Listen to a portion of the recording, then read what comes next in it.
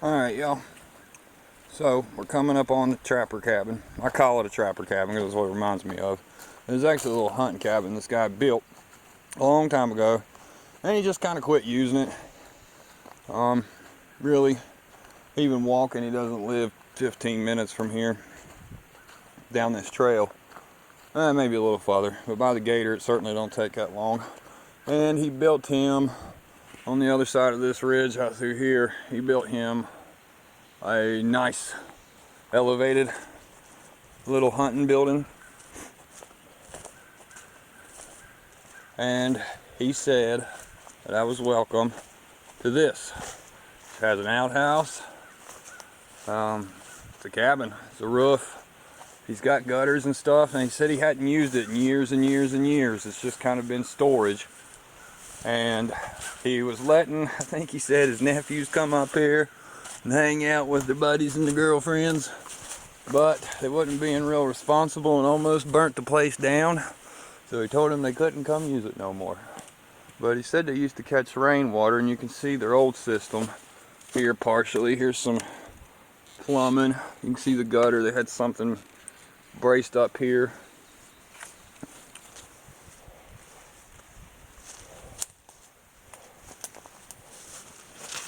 The problem with this one, like I said, is the water. We're going to look around the outside first because I didn't even get off the gator when we was up here before. I really want to do the primitive. That's my thing, but man, you can't argue that if you were in a survival scenario and you came across this, boy, you would just jump at the chance. And there's even enough of a clearing here that you could propagate plants and even grow some vegetables if you could keep the deer out of them. So let's just kind of check it out, I guess. I'm going to peek in here first because if he's got stuff stored in here, I'm not trying to put his business. Of course, you guys couldn't find me if you tried. Okay, now. So, it's just raw cabin. Let's look up for snakes. Always look up. You know, usually that's where the black snakes hang. And they won't bother you. But I'll be darned if they won't rattle your nerves a little bit if they drop down on you. Let me get something to prop this door open, guys. Bear with me here. There we go. It's a little light. So you can see it's rudimentary. They had a gravity-fed water here. Turn it on, turn it off. I guess that's where that just ran right into outside there. And he chinked it all with just Quikrete and a little bit of expanding foam here and there. Got something else rigged up. Oh, it's just a piece of hose on a nail. Got some shelves up here. And you got a bunk room back here that'll sleep 4. With a door going outside. It definitely needs some TLC. But building a shelter from the ground up versus this, and it is fairly primitive. I mean, there's obviously new materials in here, but you can see the roof rafters. I don't know how well you guys can see. The roof rafters are just trees and then some rough cut lumber. There was a way for me to turn a light on, but I can't remember offhand.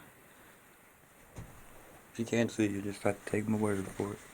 I guess you could rip all this flooring out and come through and just clean and get a burn pile going.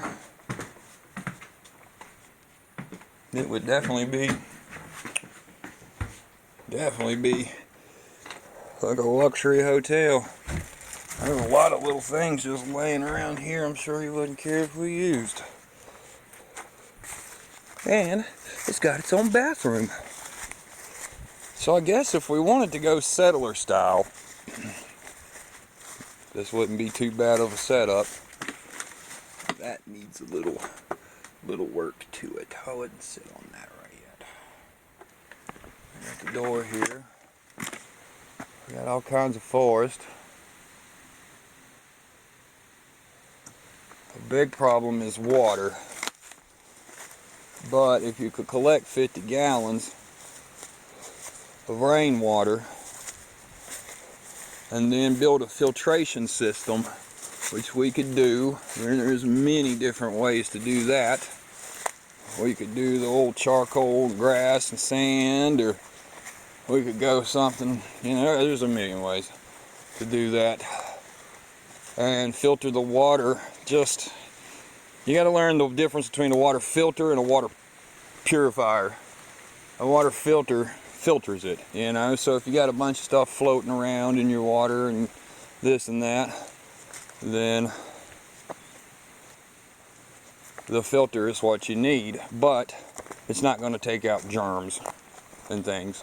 So that's where you would use your iodine tablets, or, you know, if you have a straw or something like that, or just boil it like I typically do. So, we've got some thinking to do. The other side is a different world from this side. This side faces south. We're going to get sun. We've got open meadows. We've got a pond. We've got all that kind of stuff you can want. Man, I didn't want to carve a path through these weeds. Here we go. I'm not kidding. It's up to my armpits. Ready for somebody to come up here and cut. But we've got the pond. We got springs down there. Oh, something's been digging. Springs down there. It's you know, everything you see here. Very rarely anybody comes up here. The worst part about this, well, it's not the worst part, but it's just if you're trying to stay super secluded, is that they do hunt up here. Him and his son. His son doesn't live here. I'm not trying to get a bunch of information now, but he doesn't live here regularly. But they usually have a thing for hunting on Thanksgiving, kind of like we used to do. They all just get together and camp and hunt. So I'm happy to hear that, you know. I brought back a lot of memories when he said that.